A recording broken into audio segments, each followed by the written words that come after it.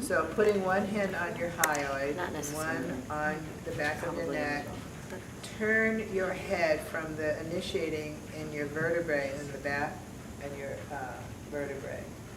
And just notice what you notice. So you're initiating the turning of your head from your vertebral column.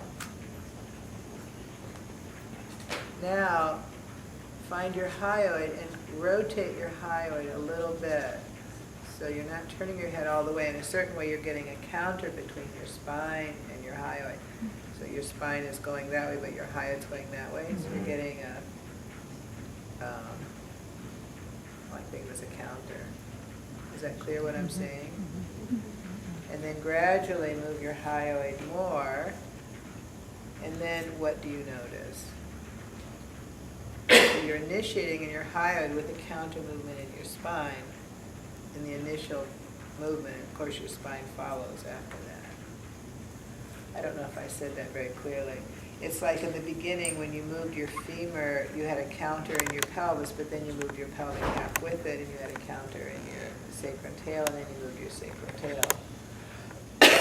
So the counter is only in the initiation of the movement of that part, but then it follows.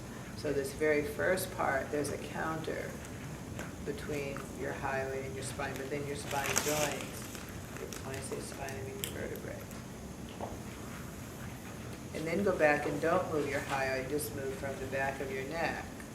So your hyoid is just going along as a passenger.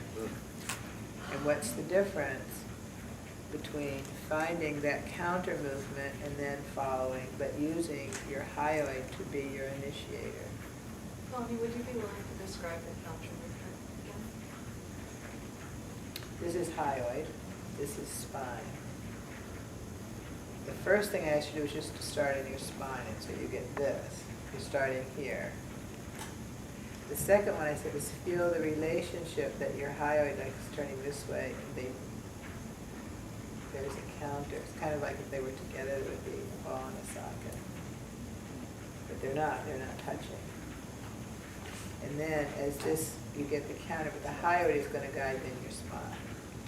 Your spine will go only initially in that opposite direction, and then they go together.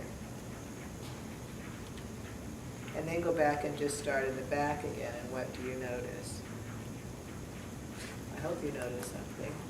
Yeah. For me, just incredible length in the spine. Much easier to to keep this area soft. Did everybody hear Jane? Oh, I'm sorry. It softened my voice. And deepened my voice. Oh, so lots of length in the spine, and then this ability to let the jaw drop back in to here without doing that, without tucking the chin, but letting the chin drop back. I don't know. Anything else?